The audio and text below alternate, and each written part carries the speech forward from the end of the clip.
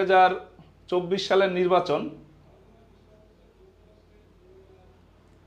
Presidential election 2024। তো এটা খুবই গুরুত্বপূর্ণ আপনার বর্তমান রাজনীতি বোঝার জন্য, বা বর্তমানে যুক্তরাষ্ট্রকে নিয়ে বিভিন্ন দেশের অভিমতটা কি, বা যুক্তরাষ্ট্রে এখন কি হচ্ছে, এগুলো নিয়ে আমরা একটু জানবো। তো তার আগে আমরা কিছু বেসিক আলোচনা করি। এই যে সামনে যুক্তরাষ্ট্রের নির্বাচনটা হবে, এই নির্বাচনটা হবে মূলত, লড়াইটা হয় মূলত দুইটা দলের মধ্যে, আরও অনেকগুলো দল অংশগ্রহণ করে। একটা হচ্ছে ডেমোক্রেট আর একটা হচ্ছে রিপাবলিকান। তো আমাদের এই যুক্তরাষ্ট্রের যে নির্বাচনটা হবে, সেই নির্বাচনে রিপাবলিকান দল থেকে যিনি মনোনীত হয়েছেন, প্রার্থী হয়েছেন, তিনি হচ্ছেন ডোনাল্ড ট্রাম্প। এই যে এখানে আপনারা দেখতে পাচ্ছেন রক্তাক্ত ডোনাল্ড ট্রাম্পকে। এখানে ডোনাল্ড ট্রাম্পের আমি রক্তাক্ত ছবিটা এই কারণে সিলেক্ট করছি যে আপনারা জানেন কয়েকদিন আগে ডোনাল্ড ট্রাম্প একটা নির্বাচনী প্রচারণায় গিয়ে গুলিবিদ্ধ হয়েছিলেন, এবং ডেমোক্রেট দলের প্রার্থী হিসেবে মনোনীত হয়েছেন কমলা হ্যারিস। এবং কমলা হ্যারিস যদি জিততে পারে তাহলে যুক্তরাষ্ট্রের ইতিহাসে যুক্তরাষ্ট্র প্রথম মহিলা প্রেসিডেন্ট পাবে। মজার ব্যাপার হচ্ছে এই 2024 সাল পর্যন্ত, যুক্তরাষ্ট্রের স্বাধীনের পর পর্যন্ত যুক্তরাষ্ট্র কোনো দিন তারা মহিলা প্রেসিডেন্ট পায়নি। তো কমলা হ্যারিস ডেমোক্রেট দলের, এবং এই যে ডোনাল্ড ট্রাম্প তিনি হচ্ছেন রিপাবলিকান দলের। তো আমরা যুক্তরাষ্ট্র সম্পর্কে বেসিক কিছু ধারণা নিই, তারপর আমরা সামনে আলোচনাগুলোতে যাব। যুক্তরাষ্ট্রের মানচিত্র হচ্ছে এটা। তো যুক্তরাষ্ট্রের এই যে মানচিত্রে এই যে নামগুলো দেখতে পাচ্ছেন, এগুলো হচ্ছে তাদের অঙ্গরাজ্য। যুক্তরাষ্ট্রের এখন অঙ্গরাজ্য আছে আপনার 50টি। তো আমরা একটু বেসিক আলোচনা থেকে আসি।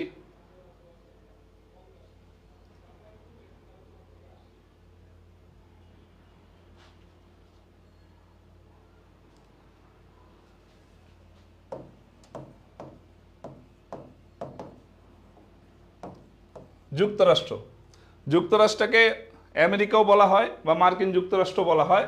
তো এই যুক্তরাষ্ট্র হলো উত্তর আমেরিকা মহাদেশের সবচেয়ে বড় দেশ, এবং পৃথিবীতে জনসংখ্যায় তৃতীয় বৃহত্তম দেশ, আয়তনে চতুর্থ বৃহত্তম দেশ। তো যুক্তরাষ্ট্র স্বাধীন হয়েছিল 1776 সালে 4 জুলাই। 1776 সালে যুক্তরাষ্ট্র স্বাধীন হয়। তো স্বাধীন কেন হয়? স্বাধীন হয়েছিল ওই সময় যুক্তরাষ্ট্র শাসন করত ব্রিটিশরা, এবং যুক্তরাষ্ট্র যখন ব্রিটিশরা শাসন করত তখন ইংরেজরা যুক্তরাষ্ট্রের 13টি অঙ্গরাজ্য দখল করে রেখেছিল এই ব্রিটিশরা। ওই সময় যুক্তরাষ্ট্রে একটা পার্টি হয়, সেই পার্টিটার নাম হচ্ছে বোস্টন টি পার্টি।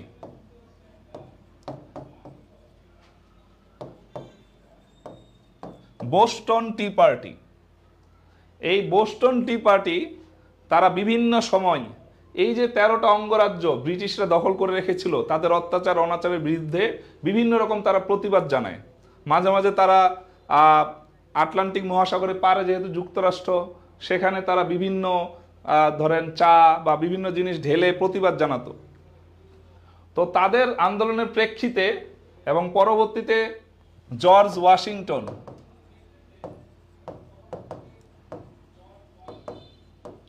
এই মানুষটি নেতৃত্ব দিয়েছিলেন যে ব্রিটিশদেরকে এই যুক্তরাষ্ট্র থেকে তাড়াতে হবে। পাশাপাশি আরেকটা আমরা একটা জিনিস জেনে রাখি, সেটা হলো এই যুক্তরাষ্ট্রের যখন স্বাধীনতা আন্দোলন হয়েছিল, ওই স্বাধীনতা আন্দোলনে যুক্তরাষ্ট্রের স্বাধীনতাকামী মানুষকে সাহায্য সহযোগিতা করেছিল ফরাসিরা হেল্প করেছিল, বা ফ্রান্সের যারা মানুষ ছিল তারা যুক্তরাষ্ট্রের স্বাধীনতাকামী মানুষকে সহযোগিতা করেছিল, যাতে যুক্তরাষ্ট্র এই যে 13টা রাজ্য ব্রিটিশরা দখল করে রেখেছিল এবং ব্রিটিশরা যে যুক্তরাষ্ট্র শাসন করছিল, এই ব্রিটিশদের শাসনের নাগপাশ থেকে মুক্ত করার জন্য এই ফরাসিরা যুক্তরাষ্ট্রকে সহযোগিতা করে, এবং সেখানে যুক্তরাষ্ট্রের স্বাধীনতা আন্দোলনের নেতা ছিল জর্জ ওয়াশিংটন। তো এখানে একটা জিনিস বলে রাখা ভালো, সেটা হচ্ছে একটু আমরা ইতিহাসের পেছনে ফিরে যাই। আমাদের এই ভারতীয় উপমহাদেশে 1757 সালে 23শে জুন আমরা জানি যে পলাশির যুদ্ধ হয়েছিল। এই পলাশির যুদ্ধে সিরাজউদ্দৌলাকে একটা জাতি পলাশির যুদ্ধে সিরাজউদ্দৌলাকে একটা জাতি আপনার সহযোগিতা করেছিল, সেটা হচ্ছে ফরাসিরা। এখানে একজন কোশ্চিন করেছেন যে উত্তর আমেরিকার বড় দেশ কানাডা। হ্যাঁ, কানাডা উত্তর আমেরিকার সবচেয়ে বড় দেশ কানাডা, কিন্তু আমি তখন বলেছি উত্তর আমেরিকার দেশ হলো যুক্তরাষ্ট্র। পৃথিবীতে আয়তনে তৃতীয় বৃহত্তম দেশ হলো যুক্তরাষ্ট্র এবং জনসংখ্যায় তৃতীয় বৃহত্তম দেশ হলো যুক্তরাষ্ট্র, কিন্তু উত্তর আমেরিকা মহাদেশের সবচেয়ে বড় দেশ হলো কানাডা, যুক্তরাষ্ট্রের পাশের দেশ। তো এখানে একটা জিনিস আমরা একটু জেনে রাখি, সেটা হচ্ছে 1757 সালে যখন পলাশির যুদ্ধ হয়, এই যুদ্ধে সিরাজউদ্দৌলাকে সহযোগিতা করেছিল ফরাসিরা, কিন্তু দুর্ভাগ্যক্রমে এই যুদ্ধে সিরাজউদ্দৌলা হেরে যায়। হেরে যাওয়ার পরে ফরাসিদেরকে এই বাংলা, বিহার, উড়িষ্যা থেকে বিতাড়িত করেছিল ইংরেজরা, কিন্তু ফরাসিরা তাদের যে অদম্য যে আন্দোলনের যে নেশা, সেখান থেকে তারা বের হতে পারেনি। তারা অপমানিত হয়ে এই বাংলা থেকে চলে যায় তারা কোথায়? এই যে আমরা একটু আগে দেখলাম যে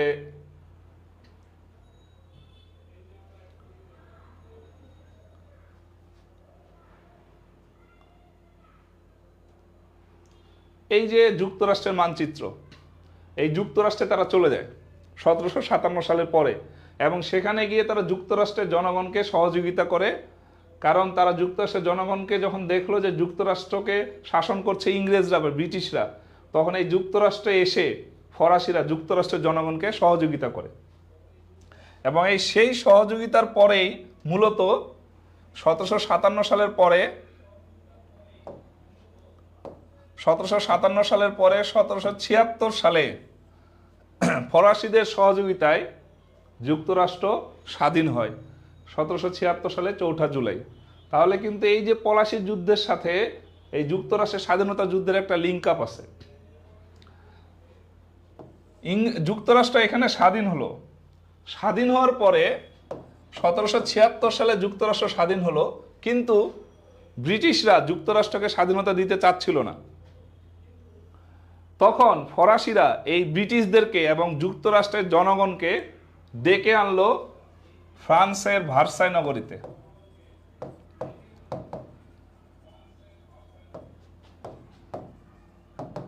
ফ্রান্সের ভার্সাই নগরীতে ফ্রান্সের যে জাতি তারা হচ্ছে ফরাসিরা করলো কি, ব্রিটিশ প্লাস মার্কিনী, অর্থাৎ মার্কিন যুক্তরাষ্ট্র ইউএসএ, আর এটা হলো ইউকে, এটা হলো ইংরেজ। যেহেতু ব্রিটিশরা শাসন করছিল ইউএসএ কে স্বাধীনতার জন্য হেল্প করলো ফ্রান্সের ফরাসিরা। তো 1776 সালে যুক্তরাষ্ট্র স্বাধীন হলেও কাগজে কলমে কিন্তু ব্রিটিশরা যুক্তরাষ্ট্রকে স্বাধীনতা দিতে চাচ্ছিল না।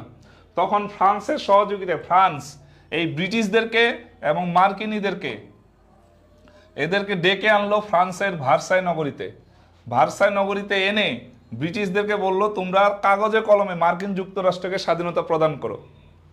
এবং এটার মাধ্যমে মূলত ফ্রান্সের ভার্সাই নগরীতে 1776 সালের পরে 1783 সালে প্রথম ভার্সাই চুক্তি হয়। প্রথম ভার্সাই চুক্তি হয় এই ফ্রান্সের ভার্সাই নগরীতে। কেন? কারণ মার্কিন যুক্তরাষ্ট্রের স্বাধীনতার জন্য। মার্কিন যুক্তরাষ্ট্রের স্বাধীনতার জন্য যে চুক্তিটা হয় সেটা ছিল 1783 সালে, এবং সেটা হয় ফ্রান্সের ভার্সাই নগরীতে। সেই নগরীর নাম অনুসারে এটার নাম রাখা হয় প্রথম ভার্সাই চুক্তি। এবং এই প্রথম ভার্সাই চুক্তি অনুযায়ী ফাইনালি মার্কিন যুক্তরাষ্ট্র কাগজে কলমে স্বাধীনতা পেয়ে গেল, এবং মার্কিন যুক্তরাষ্ট্র থেকে কিন্তু ব্রিটিশরা বিতাড়িত হয়ে গেল, ইংরেজরা বিতাড়িত হয়ে গেল। তাহলে মজার ব্যাপার দেখেন, 1757 সালে এই বাংলায় পৃথিবীর এক প্রান্তে ফরাসিরা হেরে গেল, ইংরেজরা জয়লাভ করলো। ফরাসিরা যখন চলে গেল উত্তর আমেরিকায়, যুক্তরাষ্ট্রে, সেখানে গিয়ে কিন্তু ফরাসিরা আর হারেনি, তারা জয়লাভ করলো, যুক্তরাষ্ট্রকে স্বাধীনতার জন্য হেল্প করলো, সহযোগিতা করলো, যুক্তরাষ্ট্র জয়লাভ করলো। সেখানে ইংরেজরা হেরে গেল। তাহলে আমাদের বাংলায় ইংরেজরা জিতে গেল, সেখানে হেরে গেল। আমাদের বাংলায় ফরাসিরা জিতে গেল, হেরে গেল, ওখানে গিয়ে তারা জিতে যায়। তো যখন ফরাসিরা এখানে জিতে গেল এবং জয়লাভের মাধ্যমে যুক্তরাষ্ট্রকেও স্বাধীনতা এনে দিল, ভার্সাই চুক্তি হলো, তখন ফ্রান্স এবং যুক্তরাষ্ট্র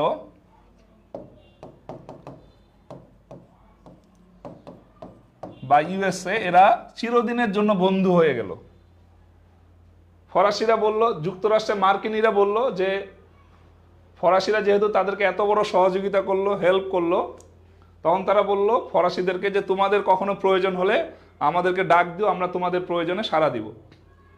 তো তখন এই যে ফ্রান্স বা ফরাসিরা তারা সারা পৃথিবীতে ইংরেজদেরকে বিতাড়িত করতে ব্যস্ত, কারণ ইংরেজদের সাথে এই ফরাসিদের অনেক দিনের শত্রুতা ছিল। ফরাসি প্লাস ইংরেজ, ফ্রান্স এবং ইংল্যান্ডের মধ্যে অনেকগুলো যুদ্ধ হয়েছে, শতবর্ষব্যাপী যুদ্ধ হয়েছে, তারপর ট্রাফালগার যুদ্ধ হয়েছে, ওয়াটারলু যুদ্ধ হয়েছে। এই জন্য তাদের মধ্যে শত্রুতাপূর্ণ সম্পর্ক ছিল। এই জন্য ওই আপনার মধ্যযুগে ইংরেজরা পৃথিবীর যে অঞ্চলে যেত তাদের পিছে পিছে ফরাসিরাও যেত, কারণ ইংরেজরা যে একটা ধূর্ত জাতি, চালাক জাতি, সেটা সবচেয়ে ভালো চিনেছিল ফরাসিরা। এবং ফরাসিরা পৃথিবীর সব জায়গায় ইংরেজদের বিরুদ্ধে লড়তো। তো ইংরেজদের বিরুদ্ধে লড়তে লড়তে লড়তে লড়তে ফরাসিরা এসে দেখলো তাদের নিজের দেশেও একজন স্বৈরাচার বসে আছে। সেই স্বৈরাচারের নাম কি? ষোড়শ লুই। ষোড়শ লুইয়ের কথা আমরা জানি। এবং এই যে ষোড়শ লুই, তিনি কিন্তু ফ্রান্সে নানা ধরনের অত্যাচার করছিলেন। তো এটা নিয়ে আমরা সামনে বিশদ আলোচনা করব। এই ষোড়শ লুইকে উৎখাতের জন্য 1783 সালের পরে 1789 সালে ফ্রান্সে ফরাসি বিপ্লব হয়।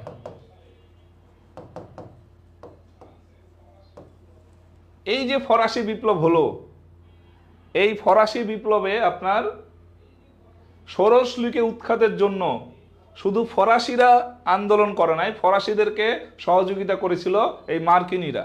কেন? তারা কিন্তু এই 1783 সালেই বন্ধু হয়ে গিয়েছিল। তাহলে দেখুন, এই যে লিঙ্ক আপটা এখানে শুরু হয়েছিল, এই লিঙ্ক আপটা শুরু হয়েছিল 1757 সালে পলাশির যুদ্ধের মাধ্যমে। পলাশির যুদ্ধে ফরাসিরা হেরে গেল, তারা তখন যুক্তরাষ্ট্রকে জয়লাভ করালো, যুক্তরাষ্ট্রকে স্বাধীনতা এনে দিল। এবার তারা দেখলো তাদের নিজের দেশে স্বৈরাচার আছে, তাদেরকে উৎখাতের জন্য 1789 সালে ফরাসি বিপ্লব হলো এবং ফ্রান্সও স্বাধীন হয়ে গেল। এরপর থেকে ফ্রান্স এবং যুক্তরাষ্ট্র বন্ধু হয়ে গেল। তাহলে দেখেন লিঙ্ক আপটা কিন্তু শুরু হয়েছে কোথা থেকে? এই পলাশির যুদ্ধ থেকে। এই যে ফ্রান্স এবং যুক্তরাষ্ট্র দুইটা দেশ বন্ধু হয়ে গেল, যুক্তরাষ্ট্রের স্বাধীনতার জন্য হেল্প করেছিল ফ্রান্স, ফ্রান্সের ফরাসি বিপ্লবের জন্য হেল্প করেছিল যুক্তরাষ্ট্র। এই জন্য তারা দুজনকে উপহার দিল। ফ্রান্স যুক্তরাষ্ট্রকে উপহার দিল স্ট্যাচু অফ লিবার্টি, আর যুক্তরাষ্ট্র ফ্রান্সকে উপহার দিল আইফেল টাওয়ার। এই যে তাদের দুইজনের মধ্যে একটা বন্ধুত্বপূর্ণ সম্পর্ক তৈরি হয়ে গেল। তাহলে দেখেন আমরা বাঙালিরা কতটা কপাল পোড়া। আমরা যদি এই 1757 সালে জয়লাভ করতে পারতাম এবং ইংরেজদেরকে বাংলা থেকে বিতাড়িত করতে পারতাম, তাহলে কিন্তু ফ্রান্স আমাদেরকেও একটা আইফেল টাওয়ার উপহার দিত। কিন্তু বাঙালিদের কপালে আসলে এত সুখ এত দ্রুত ছিল না। আমাদের কপালে এই যে ইংরেজদের 190 বছরের শাসন ছিল বলেই 1757 সালে ফরাসিরা বা বাঙালিরা জয়লাভ করতে পারেনি। উল্টা আমরা হেরে যাই এবং ফরাসিদেরকে এই বাংলা থেকে বিতাড়িত করা হয়।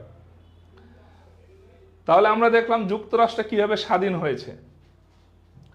তাহলে যুক্তরাষ্ট্র স্বাধীন হলো 1776 সালে, আর ভার্সাই চুক্তি হলো 1783 সালে। ভার্সাই চুক্তি, এই ভার্সাই চুক্তির মাধ্যমে ফাইনালি যুক্তরাষ্ট্র স্বাধীনতা ফিরে পায় এবং 1789 সালে ফ্রান্সে ফরাসি বিপ্লব হয়। ফরাসি বিপ্লব হয়।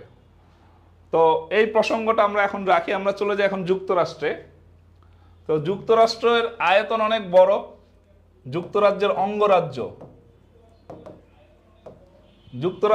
যুক্তরাষ্ট্রের অঙ্গরাজ্য হলো 50টি অঙ্গরাজ্য। যুক্তরাষ্ট্রকে বলা হয় ফেডারেল রাষ্ট্র।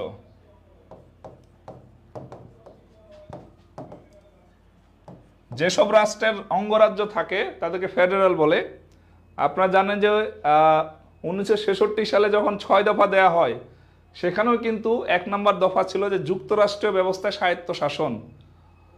তো এই যে স্বায়ত্তশাসন, এই অঙ্গরাজ্যগুলোর তাদের আলাদা আলাদা স্বায়ত্তশাসন থাকে।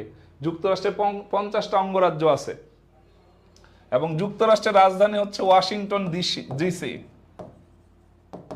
Washington DC. ওয়াশিংটন ডিসি কোনো অঙ্গরাজ্য না, এটা অঙ্গরাজ্য না।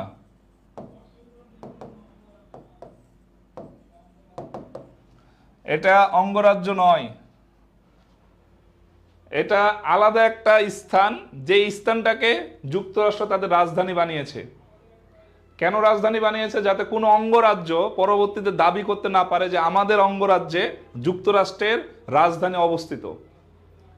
সেই কারণে ওয়াশিংটন ডিসি, ডিসি হলো ডিস্ট্রিক্ট অফ কলম্বিয়া। এই জায়গাটা কোনো অঙ্গরাজ্য না, এটা জাস্ট একটা স্থান, এই স্থানটাকে রাজধানী বানানো হয়েছে। কিন্তু ওয়াশিংটন নামে, শুধু ওয়াশিংটন নামে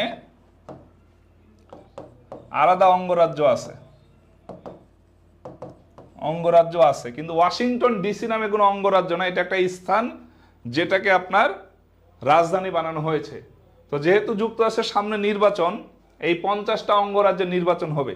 তো নির্বাচনটা কিভাবে হয় এটা একটু আমরা দেখি। 50টি অঙ্গরাজ্য, 50টি অঙ্গরাজ্যে ইলেকটোরাল ভোট,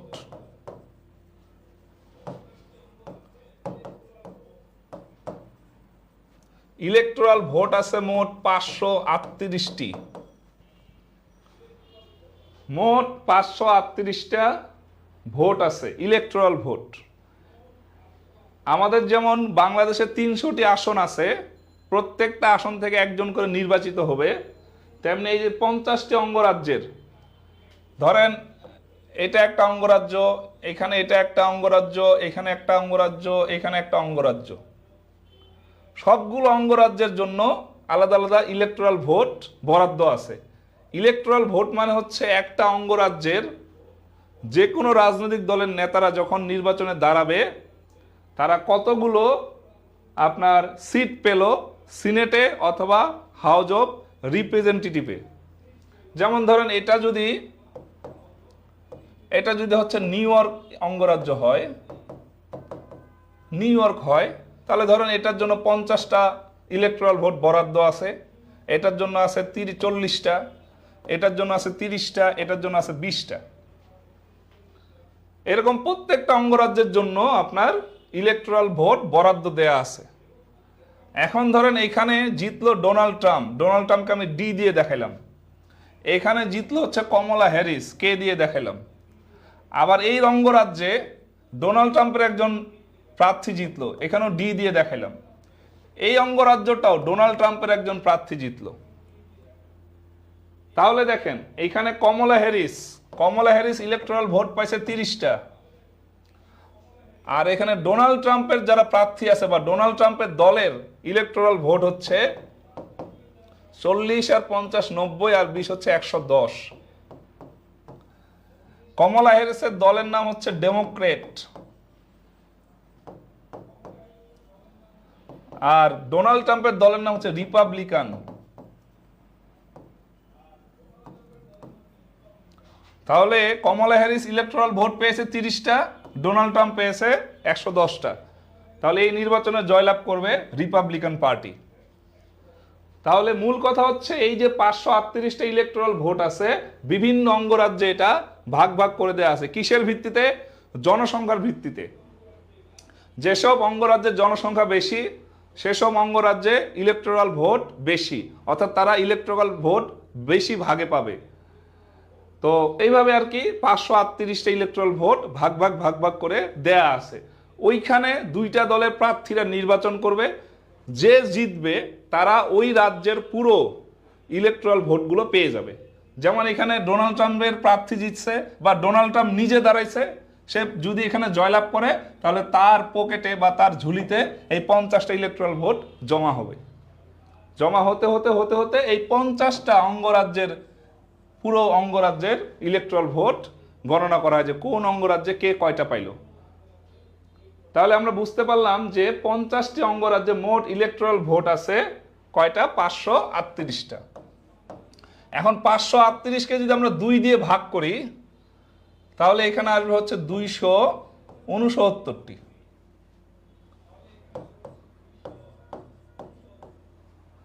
269 2 দিয়ে যদি আমরা আলাদা আলাদা ভাগ করি, এখন একজন প্রেসিডেন্ট প্রার্থী সে যদি জয়লাভ করতে চায় তাহলে তার জন্য ন্যূনতম ভোট বা ইলেকট্রাল ভোট কয়টা লাগবে? কয়টা লাগবে? এখানে যদি এই 269 ধরলাম কমলা হ্যারিস, কমলা, আর এখানে ডোনাল্ড ট্রাম্প। কমলা হ্যারিসও পাইলো কয়টা? 269টা। ডোনাল্ড ট্রাম্পও পাইলো 269টা। নির্বাচন কিন্তু ড্র হয়ে গেল, দুইটা দল সমান সমান পাইছে। তাহলে সমান সমান যদি পায়, এখানে যদি ডোনাল্ড ট্রাম্প এই 269টার জায়গায় জাস্ট একটা বেশি পায়, 270টা, আর এ যদি 268টা পায়, তাহলে কিন্তু এখানে জয়লাভ করবে ডোনাল্ড ট্রাম্প, আর এই জায়গায় হেরে যাবে হচ্ছে কমলা হ্যারিস। তাহলে যুক্তরাষ্ট্রের নির্বাচনে জয়লাভ করতে গেলে একজন প্রেসিডেন্ট প্রার্থীর ন্যূনতম ইলেকট্রাল ভোট লাগবে 270টা। একেবারে খুবই কমন কোশ্চেন, 2 দিয়ে ভাগ করে ন্যূনতম একটা বেশি পেতে হবে। সো এটা আমরা দেখলাম। তাহলে এটা হলো যুক্তরাষ্ট্রের নির্বাচন ব্যবস্থা ইলেকট্রাল পদ্ধতিতে হয় এবং তাদের দেশকে বলা হয় ফেডারেল কান্ট্রি। আমাদের দেশ হলো এককেন্দ্রিক, আমাদের এখানে 2 কক্ষ বিশিষ্ট আইনসভা না, এবং আমাদের এখানে অঙ্গরাজ্য নাই। ভারতে যেটা আছে 28টি রাজ্য আছে, আমাদের এখানে রাজ্য নাই, আমাদের 1 কক্ষ বিশিষ্ট আইনসভা। বা যুক্তরাষ্ট্র হলো রাজ্যভিত্তিক 2 কক্ষ বিশিষ্ট আইনসভা। সো তাহলে এইভাবে মূলত নির্বাচনটা হয়। তো আমরা এর পরের টপিকে যাই। তাহলে এই যে 50টা অঙ্গরাজ্য আছে, এই অঙ্গরাজ্যগুলোর মধ্যে সর্বশেষ যে অঙ্গরাজ্যটা এখানে যুক্ত হয় সেটা হচ্ছে হাওয়াই অঙ্গরাজ্য, এবং এই অঙ্গরাজ্যটা হচ্ছে 50তম। আর এইখানে যে এতগুলো অঙ্গরাজ্য দেখতেছেন, সবচেয়ে বড় অঙ্গরাজ্য হচ্ছে একেবারে সাইডে ক্যালিফোর্নিয়া। যদি প্রশ্ন আসে যে সবচেয়ে বড় অঙ্গরাজ্য কোনটি, সেটা হলো ক্যালিফোর্নিয়া, এবং এই ক্যালিফোর্নিয়ার ইলেকট্রাল ভোট সবচেয়ে বেশি, 55টি ইলেকট্রাল ভোট। এই জন্য ক্যালিফোর্নিয়ায় ডোনাল্ড ট্রাম্প, কমলা হ্যারিস দুইজনই জেতার জন্য মরিয়া হয়ে পড়বে, কারণ এখানে সবচেয়ে বেশি ইলেকট্রাল ভোট। এই 55টা, এই ক্যালিফোর্নিয়া যে জিতবে তার খাতায় কিন্তু 55টা ইলেকট্রাল ভোট যুক্ত হবে। সুতরাং এটা খুবই গুরুত্বপূর্ণ একটা আপনার অঙ্গরাজ্য। আর কিছু কিছু অঙ্গরাজ্য আছে যেগুলোকে বলা হয় হচ্ছে, আমি একটু ভাষাটা লিখি,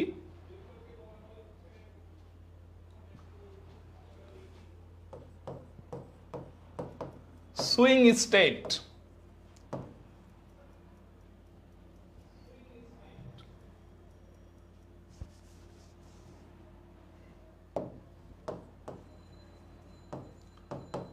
সুইং স্টেট বা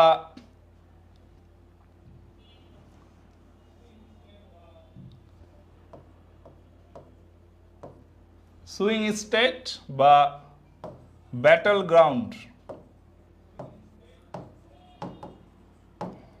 মানে যেই রাজ্যগুলো, যেই অঙ্গরাজ্যগুলো যে কোনো দিকে চলে যাইতে পারে। যেমন ধরেন বাংলাদেশের রংপুরের একটা আসন, আওয়ামী লীগ, বিএনপি, জামাত, জাতীয় পার্টি 4-5টা দল মিলে লড়াই করতেছে, যে কোনো দিকেই চলে যাইতে পারে। এগুলোকে বলে সুইং স্টেট। সুইং, যেমন আমরা ক্রিকেটে দেখি সুইং বল করা হয়, যে কোনো দিকে টার্ন নিতে পারে এবং সেটা নিশ্চিত না কোন দল পাবে, এগুলোকে বলে সুইং স্টেট বা ব্যাটল গ্রাউন্ড। তো এই জিনিসটা একটু মনে রাখবেন। তো যুক্তরাষ্ট্রে এরকম অনেকগুলো রাজ্য আছে যেই রাজ্যগুলো হলো সুইং স্টেট বা ব্যাটল গ্রাউন্ড। তো আমরা একটু সামনে যাই, এখানে অনেকগুলো রাজ্য আছে যেগুলো ব্যাটল গ্রাউন্ড, এবং এই রাজ্যগুলোতে কিন্তু বেশি বেশি কিন্তু এই যে আপনার ডোনাল্ড ট্রাম্প এবং কমলা হ্যারিস গিয়ে বারবার নির্বাচনী সভা করছে, নির্বাচনী বিতর্কের আয়োজন করছে, এবং অনেকগুলো জরিপে কিন্তু এখন আপনার এই ডোনাল্ড ট্রাম্প এবং কমলা হ্যারিসের মধ্যে কমলা হ্যারিস এগিয়ে আছে। কিন্তু শেষ পর্যন্ত বলা যায় না কে জিতে এবং কে কেন জিতবে সেটাও কিন্তু আমরা সামনে দেখব। তাহলে এই হচ্ছে যুক্তরাষ্ট্রের মানচিত্র। এখানে 50টি রাজ্য আছে, অঙ্গরাজ্য আছে। সো এই 50টা অঙ্গরাজ্যের মধ্যে সবচেয়ে বড় হচ্ছে এখানে ক্যালিফোর্নিয়া। এরপরের স্লাইডে আমরা যদি যাই, এইখানে আমরা দুইটা পশুর ছবি দেখতে পাচ্ছি, একটা হচ্ছে হাতি আর একটা হচ্ছে গাধা। তো হাতি এবং গাধা এই দুইটা হচ্ছে যুক্তরাষ্ট্রের বড় বড় যে দুইটা দল আছে, এই দুইটা দলের মার্কা। হাতিটা হচ্ছে গিয়ে ডোনাল্ড ট্রাম্পের যে দল আছে রিপাবলিকান, তাদের মার্কা হচ্ছে হাতি। আর গাধা হচ্ছে কাদের মার্কা? ডেমোক্রেটদের মার্কা, অর্থাৎ কমলা হ্যারিসদের মার্কা। তো কিভাবে মনে রাখবেন? দেখবেন ডোনাল্ড ট্রাম্পের চেহারা অনেক বড়, শরীর অনেক বড়, হাতির মতো, সো তার মার্কা হচ্ছে হাতি। আর ভাইস ভার্সা, কমলা হ্যারিসের জন্য হচ্ছে গাধা। রিপাবলিকান পার্টির মার্কা হচ্ছে হাতি, ডেমোক্রেট দলের মার্কা হচ্ছে এই গাধা। ওকে, এরপরে আমরা যদি পরের স্লাইডে যাই,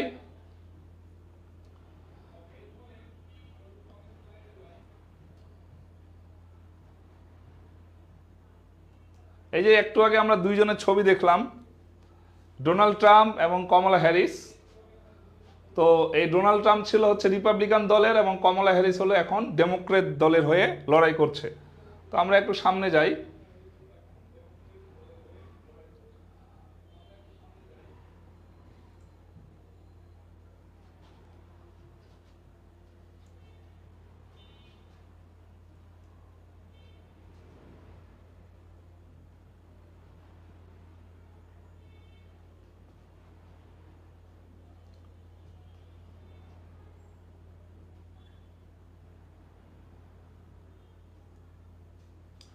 ওকে, এখানে আমরা দুইটা জিনিস একটু আলোচনা করি যে রিপাবলিকান দলের যেহেতু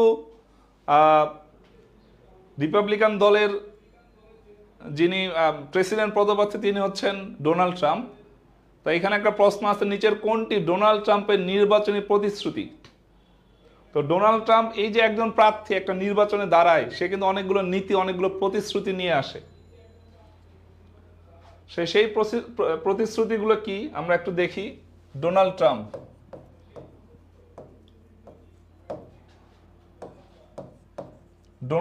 কি চায়? ডোনাল্ড ট্রাম্পের প্রথম কথা হচ্ছে আমেরিকা ফার্স্ট।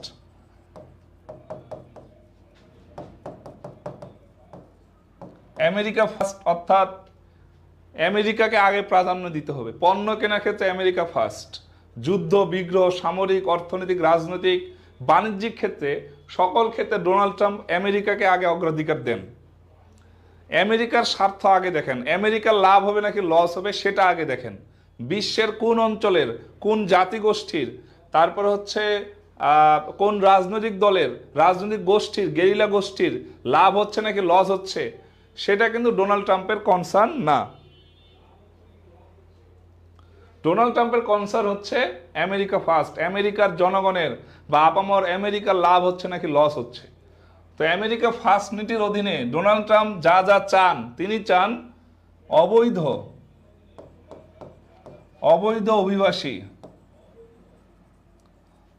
অভিবাসী বন্ধ করা।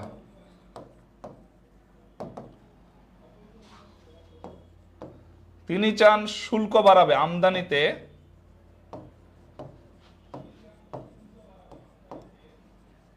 শুল্ক বাড়বে, এবং তিনি আরেকটা জিনিস চান, সেটা হচ্ছে যারা আপনার শত্রু রাষ্ট্র, যুক্তরাষ্ট্রে কিছু শত্রু রাষ্ট্র আছে যেমন চীন, রাশিয়া, এদের জন্য বৈরী নীতি। যেমন আমরা এর আগে জানি 18 সালে কিন্তু যুক্তরাষ্ট্র এবং চীনের মধ্যে ট্রেড ওয়ার, বাণিজ্য যুদ্ধ হয়েছিল। যুক্তরাষ্ট্রের ডোনাল্ড ট্রাম্প কিন্তু বাণিজ্যের স্বার্থে চীনের সাথেও এই বাণিজ্য যুদ্ধ করতে পিছপা হয়নি। তেমনি রাশিয়ার সাথেও বা অন্যান্য যে দেশগুলো আছে এই দেশগুলোর সাথে তিনি একটা বৈরী নীতি রাখতে চান। এরপর তিনি চান যে যেই পণ্যগুলো আমেরিকার বাইরে থেকে আসবে সেগুলোতে বেশি বেশি করে শুল্ক বসানো। যাতে ওই পণ্যগুলো আমেরিকাতে কম ঢুকে, আমেরিকার জনগণ যাতে উৎপাদন করে তাদের পণ্য তারাই ব্যবহার করতে পারে। এবং তিনি চান অবৈধ যারা অভিবাসী আছে তাদেরকে আমেরিকায় না আসতে দেয়া। যেমন আপনারা জানেন যে যুক্তরাষ্ট্র এবং মেক্সিকোর মধ্যে যে সীমান্তটা আছে, সেই সীমান্ত লাইনটার নাম হচ্ছে সেনোরা লাইন।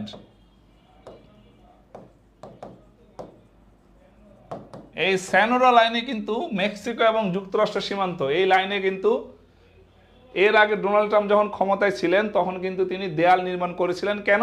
কারণ ওই যে অবৈধ অভিবাসীরা এসেছিল তাদেরকে আটকানোর জন্য। তো তিনি এখনো চান যে অবৈধ অভিবাসীরা যাতে এই অবৈধভাবে যুক্তরাষ্ট্রের বিভিন্ন সীমান্ত দিয়ে ঢুকতে না পারে, এই জন্য তিনি এখনো কিন্তু দেয়াল নির্মাণ করতে চান। এবং সব কিছুর ঊর্ধ্বে হচ্ছে আমেরিকা ফার্স্ট। আমেরিকার জনগণের জন্য, পুরো আমেরিকার জন্য কোনটা ভালো হবে সেটাই কিন্তু ডোনাল্ড ট্রাম্প চান। এবং ডোনাল্ড ট্রাম্প পাশাপাশি রিপাবলিকান দলের মূল উদ্দেশ্যই হচ্ছে উগ্র জাতীয়তাবাদী। উগ্র জাতীয়তাবাদী,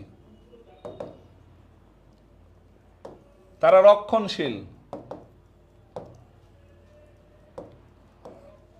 তারা অতটা উদার না এই রিপাবলিকান এবং ডোনাল্ড ট্রাম্প। এবং এই ডোনাল্ড ট্রাম্প যেহেতু একজন নিজে ব্যবসায়ী ছিলেন, তিনি ব্যবসায়ীদের স্বার্থ আগে রক্ষা করতে চান এবং ব্যবসায়ীদের মাধ্যমে তিনি মূলত এই আগের নির্বাচনে জয়লাভ করেছিলেন।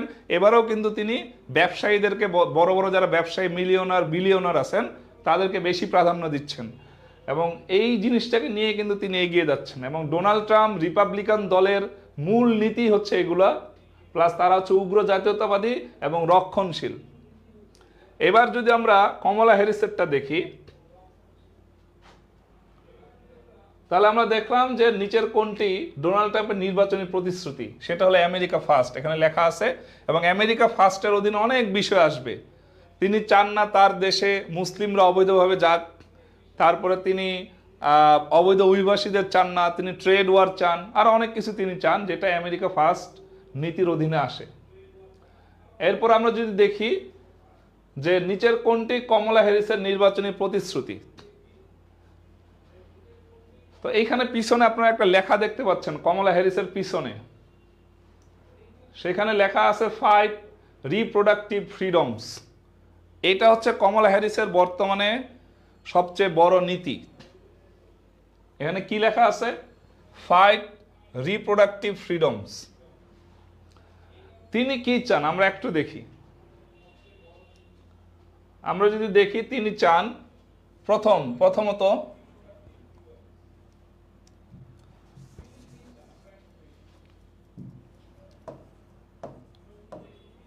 কমলা হ্যারিস, এই কমলা হ্যারিসের দল হচ্ছে ডেমোক্রেট এবং এদের মূলনীতি হচ্ছে এরা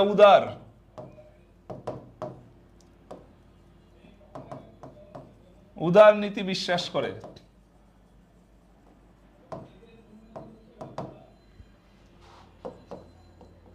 এরা অ্যাবর্শন চায়। এই যে আমরা একটু আগে কমলা হ্যারিসের পেছনে যে লেখাটা দেখলাম, সেই লেখাটার মিনিং ছিল যে অনেকগুলো মিনিং আছে, তার মধ্যে ওই মিনিং থেকে একটা তিনি নীতি চালু করতে চান, সেটা হচ্ছে গিয়ে যেসব মহিলা স্বেচ্ছায় অ্যাবর্শন করতে চান যখন মন চায়, সেই অধিকারটা তিনি দিতে চান, অ্যাবর্শনের অধিকার। এরপর তিনিও চীন নীতিতে একমত। তাহলে এই কমলা হ্যারিসও চীনের নীতিতে, চীনকে যে আমাদের কোণঠাসা করে রাখতে হবে, রাশিয়াকে কোণঠাসা করে রাখতে হবে, রাশিয়া চায়নার বাইরে গিয়ে আমাদেরকেও বিশ্বব্যাপী বিভিন্ন অঞ্চলে আধিপত্য বিস্তার করতে হবে, এই জায়গায় কিন্তু কমলা হ্যারিসও একমত। যদিও এটা পরবর্তীতে আপনার কমলা হ্যারিস বা ডোনাল্ড ট্রাম্প যেই জিতুক না কেন তাদের দুইজনের ক্ষেত্রে বুমেরাং হয়ে যেতে পারে। কেন হয়ে যেতে পারে? কারণ হচ্ছে এই যুক্তরাষ্ট্র, কমলা হ্যারিস, ডোনাল্ড ট্রাম্প যেই জিতুক না কেন, যুক্তরাষ্ট্রের যেসব মিত্র রাষ্ট্র আছে, বন্ধু রাষ্ট্র আছে, তারাও কিন্তু অনেকভাবে রাশিয়া এবং চীনের উপর নির্ভরশীল।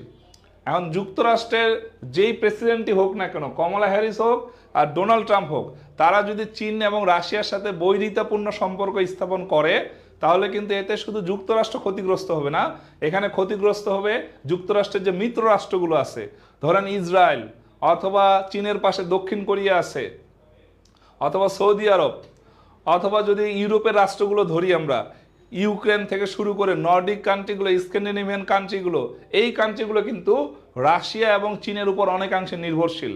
ফলে যুক্তরাষ্ট্র যদি রাশিয়া এবং চীনের সাথে খারাপ সম্পর্ক বজায় রাখে, এক্ষেত্রে শুধু যুক্তরাষ্ট্র ক্ষতিগ্রস্ত হবে না, তার যে মিত্র রাষ্ট্রগুলো আছে তারাও কিন্তু সামাজিকভাবে, অর্থনৈতিকভাবে, বাণিজ্যিকভাবে, সামরিকভাবে বিভিন্নভাবে ক্ষতিগ্রস্ত হবে। সো এই কমলা হ্যারিস মূলত দুইটা জিনিস তিনি খুব চান, সেটা হচ্ছে তারা উদারনীতিতে বিশ্বাস করে, তারা অভিবাসী চায়, যেটা ডোনাল্ড ট্রাম্প চায় না সেটা কমলা হ্যারিস চায়। কিন্তু একটা জায়গায় তারা একমত, সেটা হলো তারা রাশিয়া এবং চীনের আধিপত্য কমাতে চায়। এবং গাজা বা ফিলিস্তিনে যে যুদ্ধটা হচ্ছে, এই যুদ্ধটার ব্যাপারেও কিন্তু কমলা হ্যারিস এবং ডোনাল্ড ট্রাম্পকে খুব দ্রুত সিদ্ধান্ত নিতে হবে।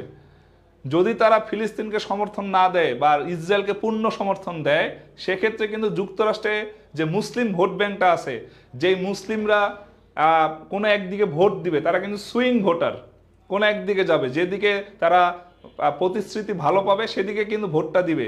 সেক্ষেত্রে কিন্তু কমলা হ্যারিস এবং ডোনাল্ড ট্রাম্পকে খুব দ্রুত সিদ্ধান্ত নিতে হবে যে তারা মধ্যপ্রাচ্যের রাজনীতির ক্ষেত্রে কোন নীতি অনুসরণ করবে।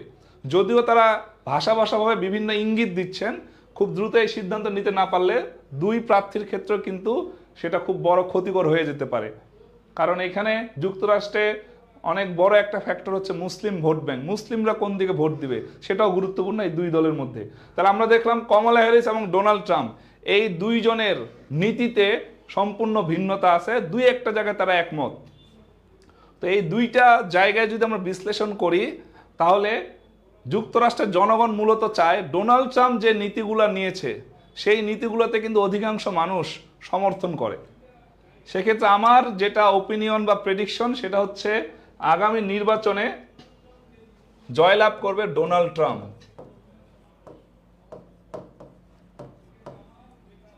ডোনাল্ড ট্রাম্প জয়লাভ করবে, এবং ডোনাল্ড ট্রাম্প জয়লাভ করবে, সে ইলেকটোরাল ভোট বেশি পাবে, কিন্তু ভোটার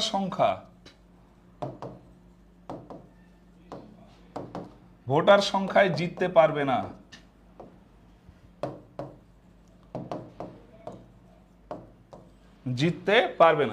এটা কি রকম?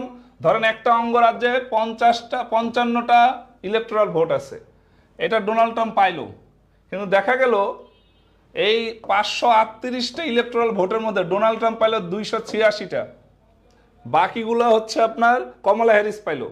কিন্তু দেখা গেল ভোটার সংখ্যার দিক দিয়ে, জনসংখ্যার দিক দিয়ে ডোনাল্ড ট্রাম্প কম ভোট পাইছে, বেশি পেয়ে গেছে কমলা হ্যারিস। সো যুক্তরাষ্ট্রে কিন্তু আমাদের দেশের মতো ভোটার সংখ্যা গণনা করা হয় না যে কে বেশি ভোট পাইলো, কতজন মানুষ বেশি তাকে ভোট দিল। যুক্তরাষ্ট্রে গণনা করা হয় যে কয়টা সে ইলেকটোরাল ভোট পাইলো। ইলেকটোরাল ভোটের উপর ভিত্তি করেই কিন্তু যুক্তরাষ্ট্রে কে জিতবে সেটা নির্ধারণ করা হয়। কখনো ভোটার সংখ্যার ভিত্তিতে আপনার যুক্তরাষ্ট্রে এই প্রেসিডেন্ট কে জিতবে সেটা নির্ধারণ করা হয় না, নির্ধারণ করা হয় ইলেকটোরাল ভোটের উপর নির্ভর করে। তাহলে আমরা অনেক কিছু জানলাম, এখন আমরা কিছু প্রশ্ন প্র্যাকটিস করব। প্রশ্ন প্র্যাকটিস করে আমরা আজকের ক্লাসটি শেষ করে দিব, এবং আজ সামনে আমরা আরও অনেক সাম্প্রতিক সহ সাধারণ জ্ঞানের খুব গুরুত্বপূর্ণ কিছু টপিক নিয়ে আমরা আলোচনা করব। যেহেতু নতুন বাংলাদেশ, নতুন বিশ্ব, করোনা, রাশিয়া ইউক্রেন যুদ্ধের পরে বাংলাদেশে নতুন সরকার গঠন হয়েছে, তো নতুন নতুন টপিক এখন আমাদের পড়তে হবে। সাধারণ জ্ঞানের টপিকগুলো কিন্তু অনেক ডাইভার্সিফাইড, অনেক বৈচিত্র্যময়, এই কারণে আমাদের নতুন নতুন টপিকের স্বাদ নিতে হবে যে এই টপিকটার আলোচনাটা আসলে কি, এই টপিকটার আলোচনা আসলে কি, এবং যেগুলো আসার মতো মূলত সেগুলোই আমি আলোচনা করব। এবং এই জন্য আপনাদেরকে এই আইকন প্লাসের পেজের সাথে সবাই থাকবেন, এবং অবশ্যই যাচাই করে, বিভিন্ন কোচিং যাচাই করে, আইকন প্লাস বা অন্যান্য কোচিংয়ের ক্লাস যাচাই করে সিদ্ধান্ত নেবেন যে আসলে আপনি কোন দিকে যেতে চাচ্ছেন। তো আমরা আজকের প্রশ্ন উত্তরে চলে যাই।